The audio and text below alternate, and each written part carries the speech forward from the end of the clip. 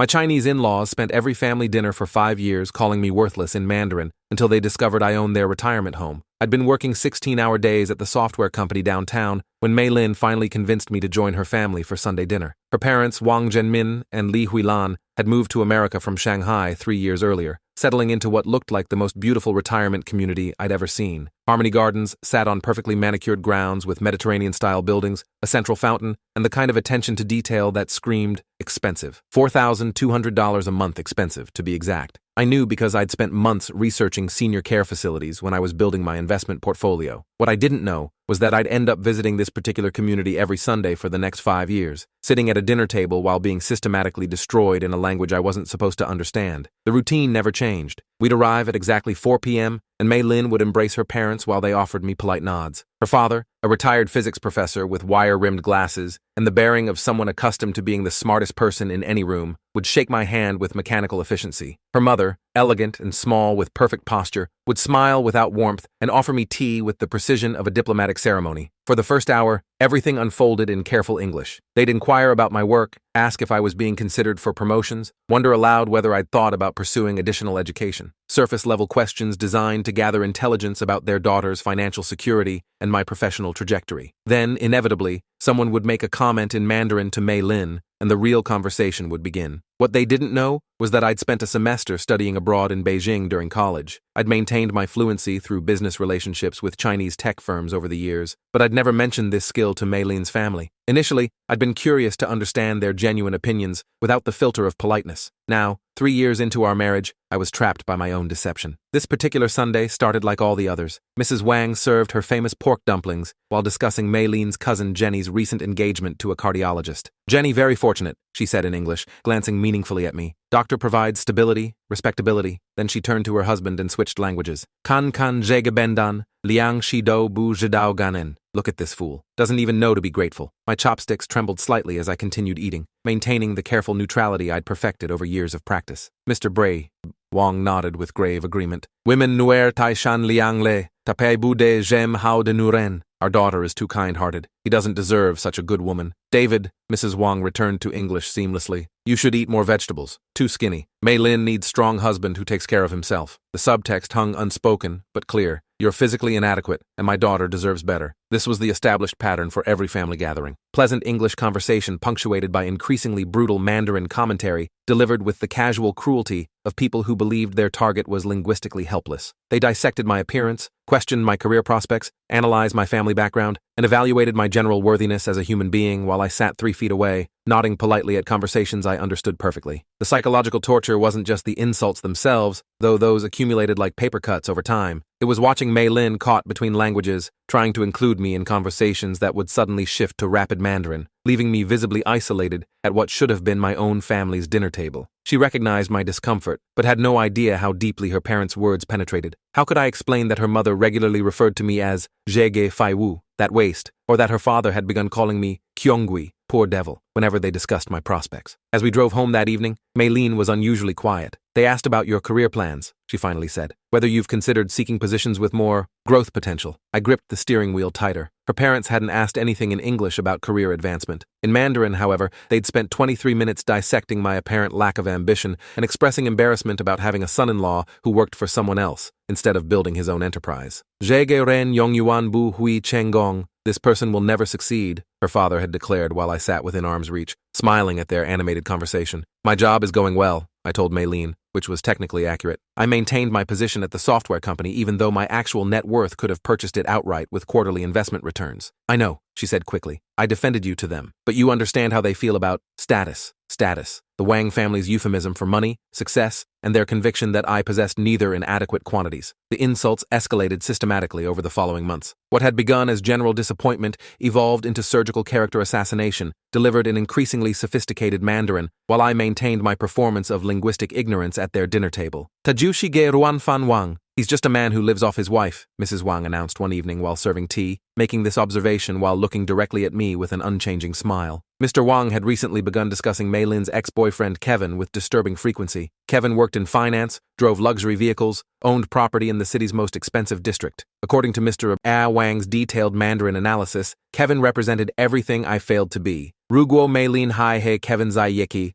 Xianzai Yijing Yu Fangzile. If Mei Lin were still with Kevin, she'd have a house by now. Their criticism wasn't entirely inaccurate regarding the house. Mei Lin and I shared a carefully selected modest apartment downtown, chosen specifically to maintain my cover as a middle-income software engineer, earning approximately $78,000 annually. My actual properties remained hidden behind shell corporations and trust structures, a penthouse in the financial district worth $2.8 million, a lake house upstate valued at $600,000, and a working ranch in Montana purchased for tax optimization and personal retreat purposes. The irony created suffocating psychological pressure. I was sitting in a retirement community I was seriously considering purchasing, being insulted by people whose housing costs I could absorb without impacting my lifestyle, while being criticized for inadequate financial provision for their daughter. But the breaking point arrived during Chinese New Year celebrations. Mei Lin's extended family transformed Harmony Gardens' community room into a traditional celebration space. Aunts, uncles, cousins, and family friends filled the area with red decorations, authentic cuisine prepared in the facility's professional kitchen, and the multi-layered conversations of 3 generations reconnecting across cultures and languages. I'd spent the afternoon helping arrange tables, position chairs, and coordinate food service, naturally falling into the role of helpful but unremarkable son-in-law. The community room buzzed with energy as the Wang family shared stories, exchanged red envelopes, and updated each other on the year's accomplishments and challenges. Uncle Wei had traveled from Shanghai specifically for the occasion. A successful real estate developer in his early 60s, he commanded visible respect from the entire family and had spent the evening entertaining everyone with stories about his latest commercial projects and investment strategies. During dinner, he addressed me directly in English, asking about my professional situation with the courtesy expected toward a family member. Before I could respond, Mr. Wang interjected in rapid Mandarin. Zishi ge dagongde, mei yu qian,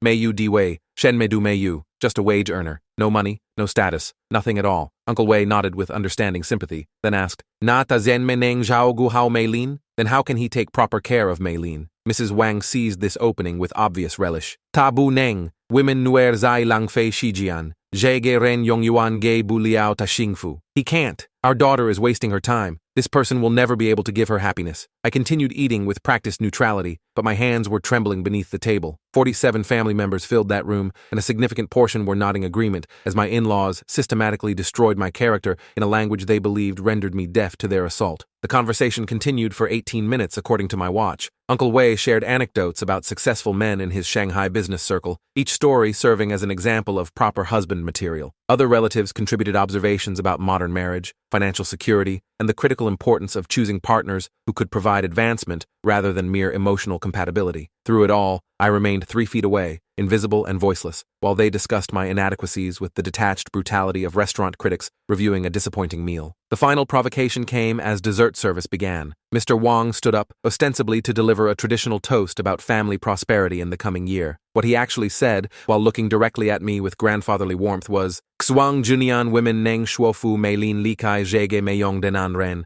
zhao ge zhenzheng pei de shang ta de ren. Hopefully this year we can convince Mei Lin to leave this useless man and find someone who truly deserves her. The room erupted in polite applause and knowing laughter. Everyone raised their glasses, including Mei Lin, who had no idea her father had just publicly wished for our divorce while toasting family happiness and future success. I raised my glass as well, smiled warmly at the assembled relatives, and made a decision that would change everything. I stood up slowly, my wine glass still in hand. The room's attention shifted to me with mild curiosity. The quiet son-in-law apparently wanted to make a speech. Thank you all for including me in this beautiful celebration, I began in English, allowing a pause to build expectation. But I think it's time we had an honest conversation. I switched to Mandarin. Wunian lai, wo ting dao leni men dui wo de zhenshi kanfa. For 5 years, I've heard your true opinions about me. The silence was instantaneous and complete. Chopsticks froze halfway to mouths. Conversations died mid-syllable. Even the youngest children seemed to sense the seismic shift in the room's energy. Mr. Wang's face drained of color. Ni hui shuo zhongwen? You speak Chinese? Liu li de zhongwen, wo zai dak sue shui de, zai bei zhang dai guo yinian. Fluent Chinese. I learned it in college, spent a year in Beijing. Mrs. Wang's teacup rattled against its saucer as her hands began shaking uncontrollably. Duo jule? Ni do ting dao le shenmei? How long? What did you hear? Nye yi ci wansan. Wu nian lai de nye yi ge zhou ri. Every time, every dinner, every Sunday for 5 years. The room had become so quiet, I could hear the fountain outside through closed windows and the subtle hum of the heating system. I turned to face Uncle Wei directly. Wei shushu, nin gang kai wen wo zen meneng zhao gu hao Mei Lin. Zhe shi ge hen hao de wenti. Uncle Wei, you just asked how I can take good care of Mei Lin. That's an excellent question. I pulled out my phone and dialed the community's maintenance line, activating speaker mode for everyone to hear. Harmony Gardens Maintenance. This is Steve. Hi, Steve. This is David Thompson. We're having a family celebration in Community Room A, and the temperature feels a bit warm. Could you adjust the thermostat? Of course, Mr. Thompson. I'll send someone immediately. How's the New Year dinner? Is everything else satisfactory? Perfect as always. Thank you. I ended the call and looked around the room at 47 bewildered faces processing what they'd witnessed. Na shi wo de yuangong. That was my employee. Uncle Wei found his voice first. Shen mei yisi? What do you mean? Wo shi zhege yang lao shek de lao ban. Wo yongyu Golden Years Senior Living Gongs. Bao kuo zhe jia he ling wai shi yi jia yang lao yuan. I own this retirement community. I own Golden Years Senior Living, including this location and 11 others. The room exploded into whispers, exclamations, and the sound of chairs scraping as people turned to verify what they'd heard with their neighbors. Mr. Wang stood up unsteadily. Bu keneng, ni jishi ge. Impossible. You're just a ruanjian gongcheng shi, shide, na shi wo de fuye. Wu nian kian wo mai le wo de jisuan jugongs, yongzhe bi kian chuangjian le yang lao chanye wangguo. Software engineer? Yes, that's my side job. 5 years ago, I sold my computer company and used the money to build a senior care empire. I opened my phone's banking application and turned the screen toward Mr. Wang. His reading glasses nearly slipped off his nose as he processed the account balance displaying corporate assets worth $23.7 million. Sikian erbai yuan de yuezu, nimen zhu zai wo de luli, chi zai wo de kantingli, yong wo de anbao,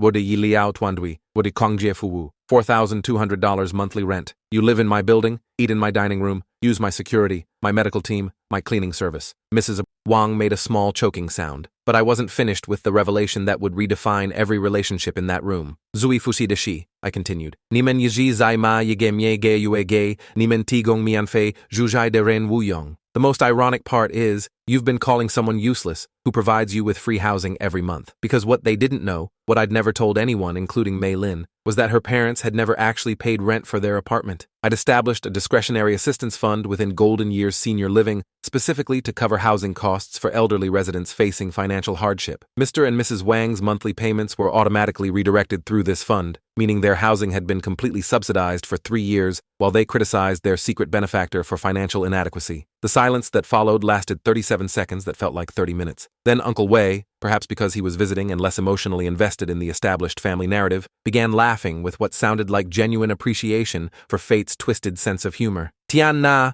jeju shi ming yun de chua mong. My God, this is fate's cruel joke. His laughter shattered the spell, and suddenly everyone was talking simultaneously. Cousins frantically searched their phones to verify my claims through Google searches. Aunts clustered together, exchanging rapid commentary about the implications. Teenage grandchildren were wide-eyed, probably live-streaming the family drama to their social media followers. Mr. Wang collapsed back into his chair, his face cycling through confusion, embarrassment, and what might have been genuine shame as he calculated the full extent of his misjudgment. Mrs. Wang had covered her face with both hands and was speaking in whispers too rapid and emotional for me to decipher. Mei Lin was staring at me as if I'd transformed into a completely different person before her eyes. David, she said in English, her voice barely audible above the surrounding chaos, is this actually real? You own this entire place? I showed her my corporate banking application displaying property deeds, business licenses, and monthly revenue reports from 12 facilities across 3 states, totaling $25 million in annual income. Weisheme ni kong lai mei gao su wo? Why? Why did you never tell me? It was the first time she'd spoken to me in Mandarin since our wedding ceremony, and her question cut directly to the heart of everything that had just been exposed. Yinwei wo xiang rang ni ai shang zhenzheng de wo, erbushi wo de qian. Because I wanted you to love the real me, not my money. She was crying now, though whether from relief, anger, embarrassment, or some combination of all 3 emotions, I couldn't determine from her expression. Around us, the extended family gradually processed the magnitude of their collective misjudgment. Uncle Wei had assumed control of the situation, demanding comprehensive documentation to verify my claims, which I provided through detailed displays of property ownership records, business and corporation papers, and photographs of myself at ribbon-cutting ceremonies for other Golden Years facilities. Jia Shengyi Yu Duoda? How big is this business? He asked with the professional curiosity of someone who understood commercial real estate development. Mie Nian Liang Qian Wu Bai Wan Mie Yuan Shuru. $25 million annual revenue. Additional gasps and exclamations rippled through the room as relatives processed the implications of having systematically insulted someone whose personal wealth exceeded their collective assets by several orders of magnitude. Mr. Wang finally found his voice, speaking in Mandarin with a humility I'd never heard from him. Dui Buki. I'm sorry. Buyong Daoqian. Nimen shuo de do shi nimen zhenshen de jiangfa. Don't apologize. You said what you truly believed. I looked around the room at faces that had suddenly transformed from dismissive to calculating, some relatives already approaching with business cards, eager to discuss potential investment opportunities now that they understood my actual financial position. Dan shi yu yi jian shi wo su yao shuo kangchu. But there's something I need to make clear. The room quieted again as they prepared for additional revelations. Women kei kong to kaishi, dan zunzhong shi shuangxiangde, yiho jiating juhui ji neng yong yingyu, zheyang dui suoyu ren du gongping. We can start over, but respect goes both ways. From now on, family gatherings will be conducted in English only. This way, it's fair to everyone. I turned specifically to address Mr. and Mrs. Wang with my final condition. Nimen shi wo de jiaren, wo hui yi ji zhaogu nimen, dan wo ixwang de dao yu wo gei nimen de tongdeng zunzhong. You are my family, and I will always take care of you, but I expect the same respect I give you. Mr. Wang nodded slowly, the full weight of his misjudgment settling over him like a heavy blanket. Mingbaile, women, tai shale. Understood. We were very foolish. The weeks following this revelation brought complete transformation in family dynamics that extended far beyond simple embarrassment or social awkwardness. The changes began immediately, but deepened over time, as everyone processed the implications of what they'd witnessed. The very next Sunday, I arrived at Harmony Gardens to find Mr. and Mrs. Wang waiting in the lobby with what appeared to be a formal written apology in both Chinese and English. Mr. Wang had spent the entire week researching Golden Years senior living online, discovering articles about my business philosophy, photographs from industry conferences, and testimonials from families at our facilities. Women bu zhidao ni bangzhu le jem duo jiating. We didn't know you've helped so many families, Mrs. Wang said, as she presented their carefully composed letter detailing their shame and commitment to rebuilding our relationship on foundations of mutual respect. Their apartment felt completely different during that first post-revelation visit. They'd rearranged the living room to give me the seat facing the window, which I recognized as the position of honor in traditional Chinese households. Dinner conversation was conducted entirely in English, though I occasionally caught them beginning whispers in Mandarin before stopping themselves and switching languages. Maylene and I faced our own complex reckoning as we worked through the implications of my 5-year deception and her parents' systematic character assassination. She was hurt that I'd maintained such a massive secret throughout our entire relationship, but also mortified by her family's behavior and her own occasional doubts about our financial security. All those times they criticized your career prospects, compared you to Kevin, questioned whether you could provide for me, she said one evening, as we drove home from another transformed family dinner. I defended you to them, but honestly, I had my own concerns too. I'm so ashamed of that now. You couldn't have known, I told her, though I was still examining my own motivations for enduring years of psychological abuse in the name of maintaining my cover identity. I made the choice to hide everything. But 5 years, David. 5 years of listening to them systematically tear you apart while you sat there understanding every word. How did you tolerate it? It was a question I'd been asking myself repeatedly since the revelation, trying to understand why I'd allowed the situation to continue for so long. Part had been curiosity about discovering their genuine feelings without financial influence. Part had been stubbornness, refusing to let their opinion depend entirely on my bank account. But mostly, I was beginning to realize it had been fear that revealing my wealth would fundamentally change every relationship in my life, including my marriage. The extended family's reaction proved more complex than simple embarrassment. Uncle Wei became an instant ally,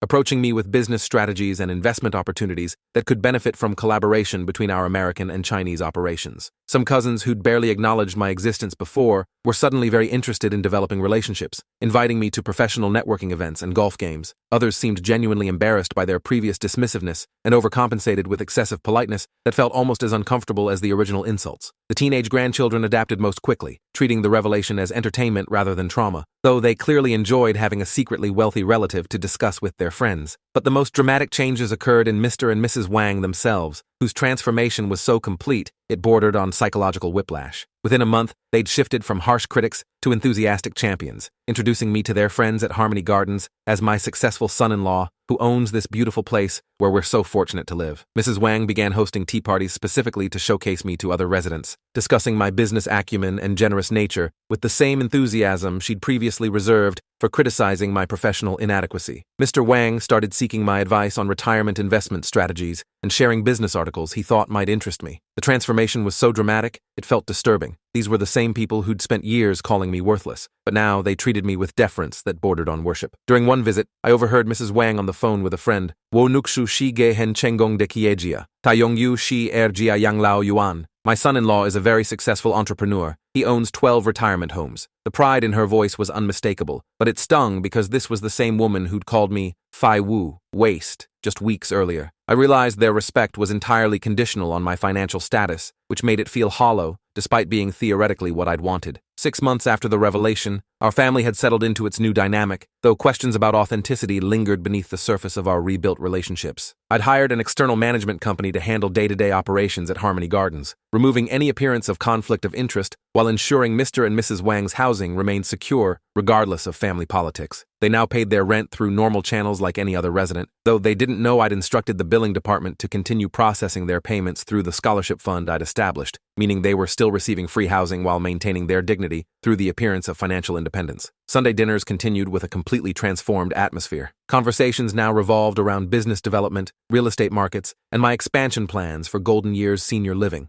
Mr. Wang had become particularly interested in the financial aspects of senior care, asking detailed questions about occupancy rates, operational costs, and regulatory compliance challenges. "You know," he said one evening as we discussed a new facility I was considering in Portland, "I have experience with municipal building permits from my university construction projects. If you need consulting assistance with regulatory approval processes," the offer was touching, but it highlighted the strange reversal we were all navigating as people who'd dismissed my capabilities for years suddenly became eager to contribute to a business empire they'd never imagined I possessed. Uncle Wei visited again that spring with a very different agenda, wanting to discuss joint ventures and potential partnerships between my American facilities and senior care projects he was developing in Shanghai's growing elderly services market. "Nijidaoma, woyijizai sunjao kekao de hezuo huoban." "You know, I've been looking for reliable business partners," he said over dinner. "Xianzai wo zidao wei sheme ni zeme anquan, ni yijingzai jile kai fu he zhengyanle." "Now I understand why you're so quiet. You've been accumulating wealth and experience strategically." It was a convenient reinterpretation of personality traits they'd previously interpreted as weakness or inadequacy, transforming my careful nature into evidence of strategic wisdom and long-term planning capability. Mei Lin was adapting to her new reality as partner to someone whose business success exceeded anything her family had imagined possible. She'd started joining me at industry conferences and charity events, taking on roles she'd never considered before, while learning aspects of my professional life I'd kept completely separate. "Sometimes I feel like I'm married to a stranger," she confessed one night after we'd returned from a healthcare innovation summit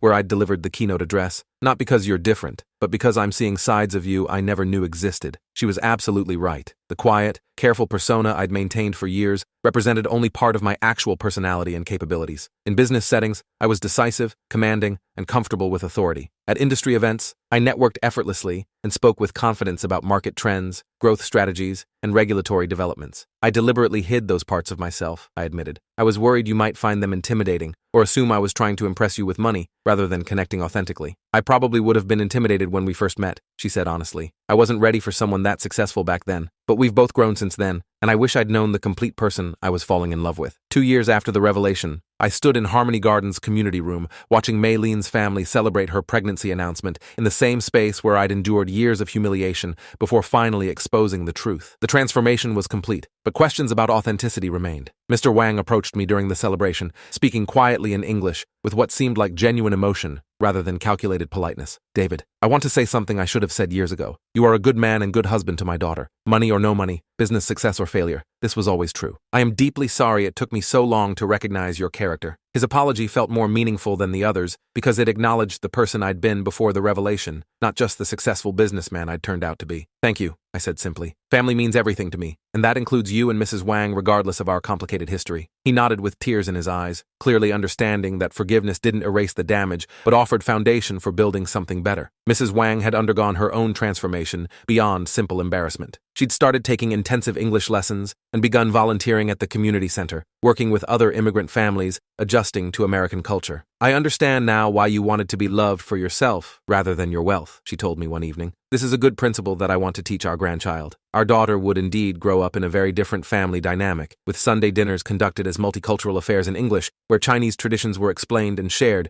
rather than used as barriers or weapons. 5 years after the revelation, I returned to Harmony Gardens for Mr. Ao Wang's 70th birthday celebration. The community room was decorated with red banners and filled with 4 generations of family, just like that Chinese New Year when everything changed. This time, Mr. Wang's birthday speech was delivered entirely in English out of respect for all attendees. When he reached the traditional part about family gratitude, he looked directly at me. "My son-in-law taught me the most important lesson about patience, judgment, and the danger of assumptions. Sometimes the quiet person sitting in the corner is actually the strong foundation holding everything together. I am grateful for his forgiveness, his generosity, and his love for my daughter." The applause was warm and genuine, with no hidden meanings or undercurrents of resentment. As Maylene and I prepared to leave that evening, our 3-year-old daughter ran through the community room, switching effortlessly between English and Mandarin as she played with her cousins. She would grow up trilingual, understanding both her heritage and her place in a broader world. Baba, women Mingtian Hai Lima, Daddy, are we coming again tomorrow? Bu, Xiaobao,